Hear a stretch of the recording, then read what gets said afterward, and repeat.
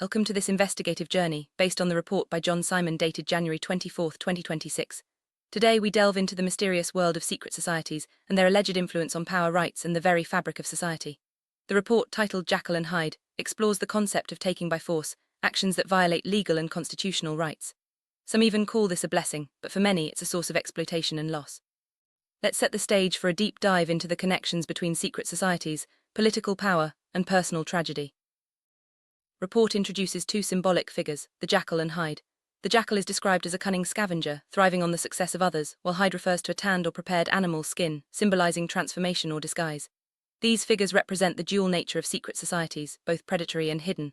The question posed, can these entities be identified within the United States, and can we trace their demographics and targets? This sets the tone for the investigation, hinting at a deeper, more pervasive influence. Report lists several names: Johnson, Sirhan, Grimm, Vineyard, Hahn, all accused of taking by force from individuals named John or Roberts. This pattern suggests a systematic approach, where certain individuals or groups are repeatedly targeted. The implication is that these actions are not random, but part of a broader strategy by the so-called Jackal and Hyde. The narrative begins to connect personal stories to larger societal trends, raising questions about justice and accountability. Pivotal moment in the report is the 2001 Los Angeles mayoral election runoff between James Kenneth Hahn and Antonio Villaraigosa. Hahn received 304,791 votes, or 53.53%, while Villaraigosa received 264,611 votes, or 46.47%. These numbers are not just statistics, they become symbols within the report, reinterpreted to reveal hidden meanings and connections. The election is presented as a marker, linking political outcomes to personal tragedies and broader conspiracies. Report goes further, reinterpreting the vote counts and percentages. For example, 304,791 votes is linked to the date 9/11/01 and the 4 planes involved in the tragedy. Hahn's percentage, 53.53, is seen as representing the Twin Towers. By adding these numbers, 304, 791 and 5,353, the report arrives at 310,144, which is then connected to the address 6240 Malvern, Simon's home. This numerology suggests a web of connections between personal, political, and national events. Simon's home at 6240 Malvern becomes a focal point in the report. The address is not just a place, it's a symbol of loss, injury, and the consequences of larger forces at play.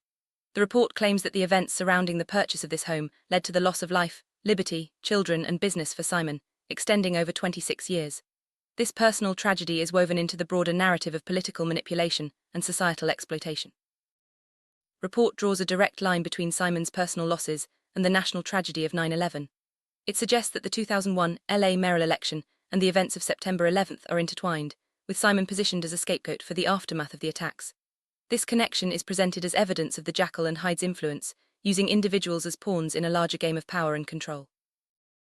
Simon's report accuses the politics of Los Angeles, both city and county, of victimizing him. He claims that he was forced to become the scapegoat for the victims of 9/11, suffering ongoing losses as a result. This accusation highlights the potential for political systems to exploit individuals, especially when larger narratives or crises are at play. The report challenges viewers to consider the human cost of political maneuvering. The heart of the report is the allegation that secret societies, represented by the Jackal and Hyde, orchestrate these events. Their methods involve taking by force, disregarding legal and constitutional rights. The report suggests that these societies operate in the shadows, influencing outcomes and targeting individuals for their own gain. This raises questions about transparency, accountability, and the true nature of power in society. Jackal and Hyde are more than just names, they are symbols of predation and disguise. The jackal represents those who prey on the vulnerable, while Hyde embodies the ability to hide in plain sight. Together, they illustrate the dual strategies of exploitation and concealment used by powerful groups. This symbolism is central to understanding the report's perspective on how secret societies operate. Repeated references to individuals being targeted, Johns, Roberts, suggest a pattern of exploitation. The report implies that these are not isolated incidents, but part of a systematic approach. By identifying patterns, the report seeks to expose the underlying strategies of those in power, making the invisible visible and challenging viewers to recognize the signs of exploitation in their own communities. Numbers play a significant role in the report, serving as both evidence and symbols. From vote counts to addresses, the report uses numerology to draw connections between seemingly unrelated events. This approach invites viewers to look beyond the surface, questioning the meaning behind the numbers and the stories they tell. It's a reminder that data can be interpreted in many ways, often revealing hidden truths. John Simon, the consequences of these events are deeply personal. The loss of his home, family, and livelihood is not just a story, it's a lived reality. The report emphasizes the human cost of political and societal manipulation, reminding us that behind every statistic is a person with hopes, dreams, and struggles. Simon's story serves as a powerful example of the broader themes explored in the report.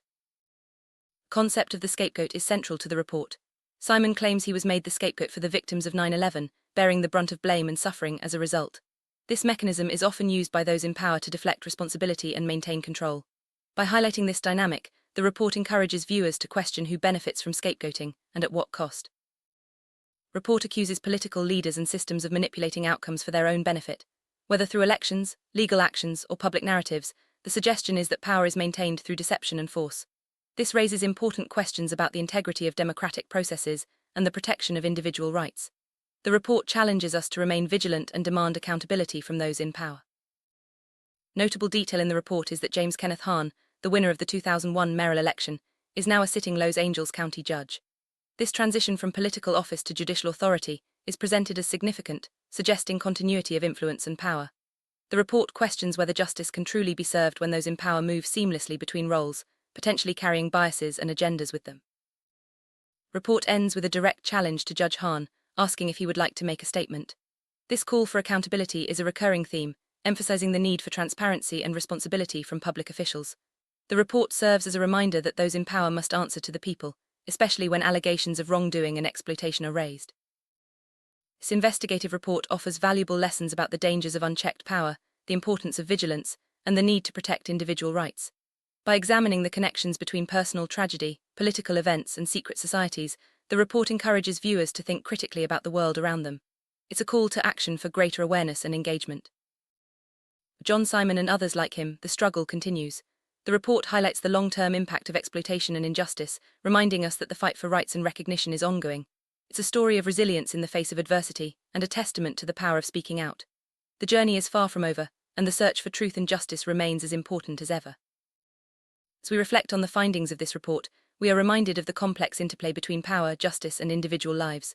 The story of Jekyll and Hyde serves as a metaphor for the challenges we face in holding the powerful accountable and ensuring that justice is truly served.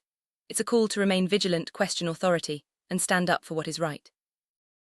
In conclusion, the investigative report by John Simon invites us to look beyond the surface, question the narratives we are given, and seek the truth. Whether or not the allegations are proven, the questions raised are vital for any society that values justice and accountability. The journey may be difficult, but it is necessary. Thank you for joining us on this exploration of Jekyll and Hyde, secret societies, and the enduring quest for justice.